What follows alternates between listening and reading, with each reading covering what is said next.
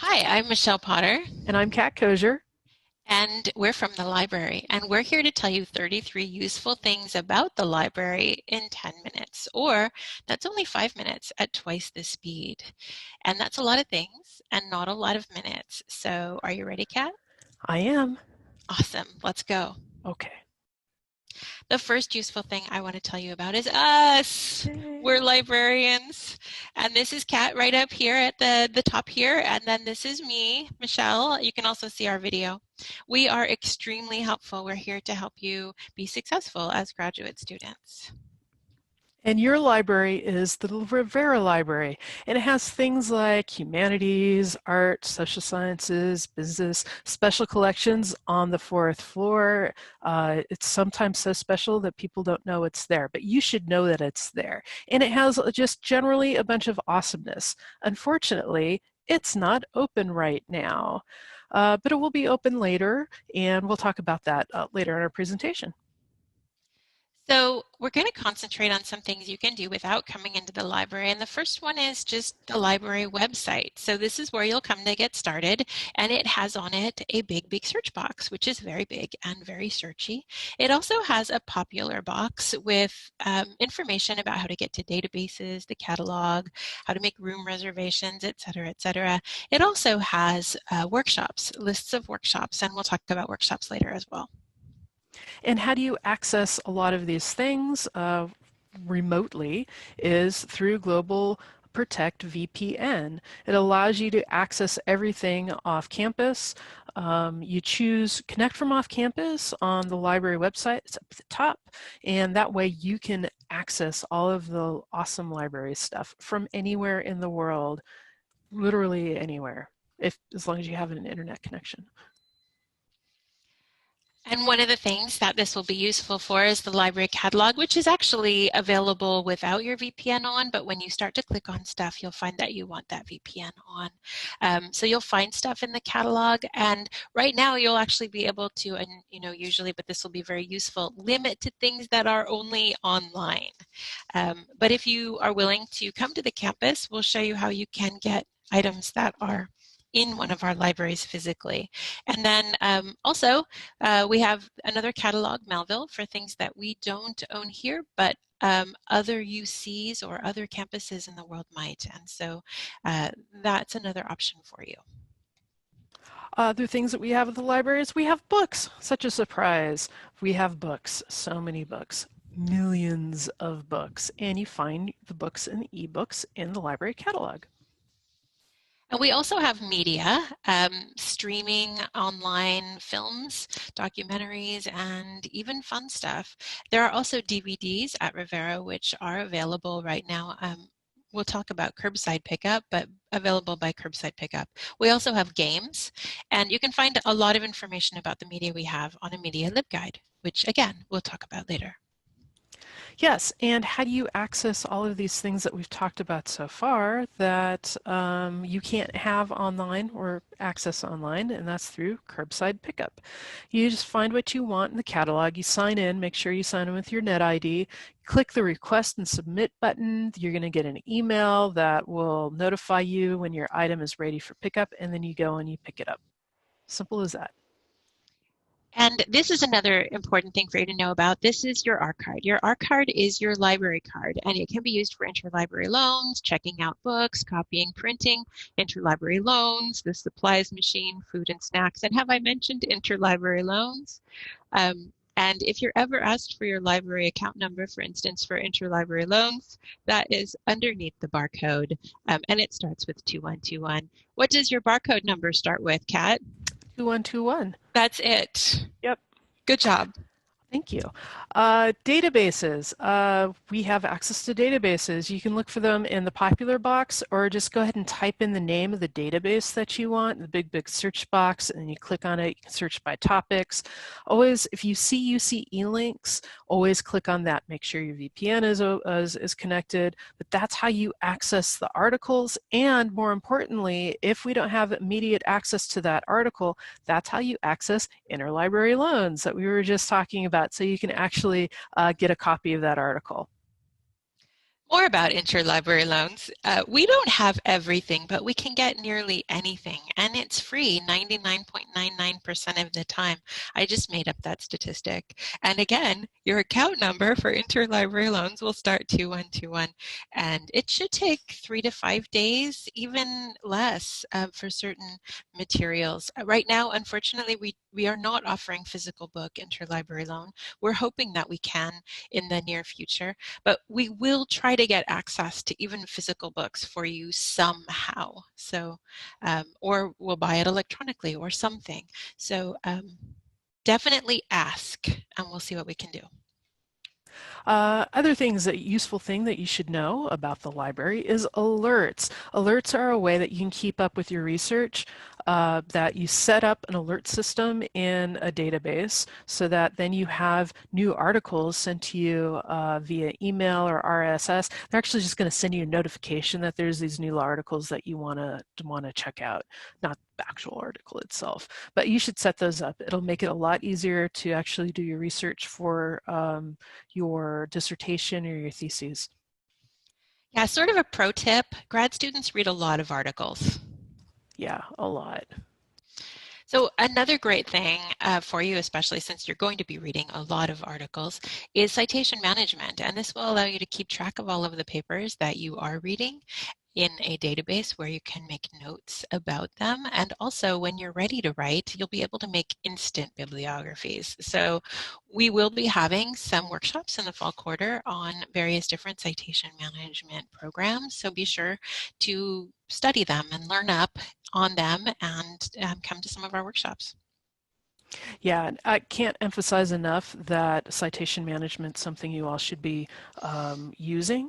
And if you've used it in the past and you thought, that doesn't work well for me, then I highly recommend actually taking one of the workshops that we offer. And we offer them not on just on citation management, but all sorts of things such as Open Access Week, GIS. I do a lot on data, introduction to network analysis, Arduino. All of our workshops are virtual in the fall. But back to citation management, if you think that it's not working well for you, talk to a librarian because it could just be, or take a workshop. And I guarantee that we're going to show you something that you're going to be like, ooh, that's magical and I want to use it. Another magical thing or person is our maps collection. And our California map collection is on the first floor of Orbach, but that's only the tip of the iceberg. We have so many maps and so many globes and so many atlases. But the most magical resource of all is our geospatial librarian, Janet, who knows where all of these things are so that she can help you get to what you need. And she'll help you find it virtually also right now or something that'll help out. Okay, other things we have that you should know about. Music collection in Rivera. We have scores and scores of scores. That's a lot of scores. Scores and scores. Yeah, we do recordings and we also have equipment to listen to the recordings. And also we have patent resources. So you come to the library to learn about patents, get help searching patents. If you invent something, you know, you've had a little time on your hand during this quarantine and you've invented something amazing, come get help patenting your new invention. And of course, librarians. Michelle and I are not the only librarians in the library. There's a lot of us. There's actually more than just these, but these are the most important librarians that you will be wanting to talk to, right? And well, thanks, Kat. I'm not on this list. Oh no, but you're right here also, right? Just kidding. Just giving her a hard time. She is. So again, I want to show you this beautiful building, the Rivera Library, that you will be able to come to eventually. And I want to show you some of the things. Kat and I are going to show you some of the things that are actually in the library that you will love. So the library is open really late, till midnight on most days when we're open, except for Friday and Saturday and during intersessions. During finals, they're open even later, usually 24 hours. And also, it's open really, really early. People don't care so much about that, Kat. Except I do. I'm an early bird person, and so I'm usually there sometimes before it's actually open. You can eat and drink in the library, which you could probably tell when you see the vending machines. We have snacks and we have cold drinks and we have really bad coffee. Actually, I think they just replaced the machine and it might be slightly better coffee, but I'm going to leave that up to people to decide for themselves. But if you can't find what you're looking for in our vending machines, the hub is nearby for quick refills of your provisions. All right, the library is organized. Our books are organized using the Library of Congress call number system. And I wish that was our library, the photo of it, but that's actually just the Library of Congress. It's very, very pretty. So Library of Congress call numbers actually means something. It means things like BF equals psychology, which means that you can go to a certain specific, certain area and find everything about a certain type of psychology, so it's easier to browse. We also have bookable study rooms in the library. So if you have a group of people and you want to get together and study, book one of the rooms. And each room has a big screen monitor and some whiteboards, and mostly they have lovely views.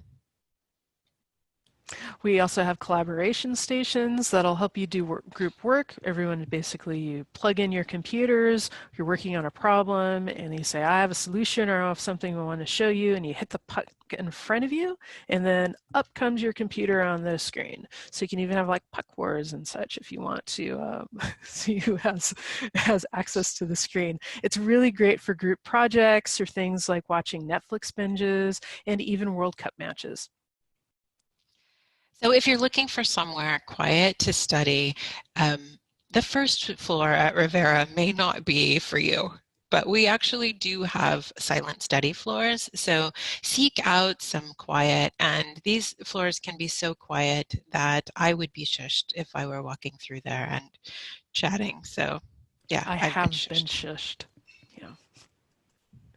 Also, graduate carols. So these are awesome cubicles at Rivera that graduate students can use. If you're ABD, you can reserve the carols and the mobile walkers that are called Mobies for use. So you should register and apply online today. So there will be a waiting list. Another thing you can check out in the library are laptops. So usually we have 40 laptops in the library for short-term checkout. And what's cool about those is you can install stuff on them, which you can't necessarily do on the computers that are in the library. Right now, those are all lent out to students and faculty that didn't have a laptop during this quarantine time. So it may take a while for them all to get back into the library, but they should be available. We're also a pilot site for campus laptop checkout, so there will be laptops to check out in the library. Also, reserves. Reserves are where your professor has put on reserve a course-specific textbook for students to check out. And then, so also if you're TAing a class, know that you can actually make sure that the textbook is available, talk to your professor so that they can put it there. Well, look, we're on number 28. So one thing that you can do with your textbook is you can take it over to one of our book scanners and scan out a chapter if you would rather just, take it home with you and have some time to read. We have some book scanners, which are this object right here. They're really super awesome because you just take a picture and turn the page and take the picture, and there's no awkward flipping of the book over. We also do have flatbed scanners, feeder scanners, which can be quite useful if you're turning in work online, and our scanners are free. Also, you can create in the library. We have the Creator Lab. It's in Orbach Science Library, and just because it says science in its name, though, doesn't mean that you can't go there. Please come, right, when we're open. And it has things like 3D printing, 3D scanning, sewing machines. There's virtual reality station, all sorts of really nifty things. Speaking of 3D printing, all of the students are entitled to one small free print per quarter, which should be less than 20 grams for your academic work. And also, if you are more interested in more information on this topic, there is also a LibGuide on 3D printing. And that's actually how you submit jobs in some cases, is through the LibGuide. Non-3D printing is we have you can print your WEPA printing, which is something that you all have access to. You get $7 per quarter, and because it's 7 cents per page, so you basically get 100 free prints per quarter. So you can use WEPA printers in the library, and a also not well known service that we have is poster printing. It is as low as $20 a poster, depending on the size of it. It can go up to $60, but still that is the best poster printing cost around. And if you print our maps, it's only $5. Bargain. So I've been mentioning LibGuides throughout this presentation, and I wanted to just make sure that you guys knew that we put together these guides to help you on various different topics. So they could be topics like your subject area, your disciplines. They can also be citation management, how to get started, how to set up alerts, how to do 3D printing. We'll even make LibGuides for specific classes if the instructor asks us. So these can be very useful, and they're found on our library page, or you can go straight to the URL you see on this page. And last but not least, we have Ask a Librarian. We don't live at the library. You can't actually access us 24 hours a day, but you can have access to a librarian at any time. So it will be it's like the Denny's of libraries and library reference. So you can always access a librarian. Plus we also have ways to access us by phone, not so much phone right now, but email, chance meeting in line in the coffee bean when we're back on campus has happened, or you can also schedule a consultation with one of the awesome librarians. And that's 33 useful things about the library in, I don't know, 10-ish. 10-ish. 10-ish minutes. Yeah. We're really, really excited that you're here, and we really hope to see you. We really hope we get to see you physically on the campus soon. So take care and stay safe. Yes, take care. Thanks.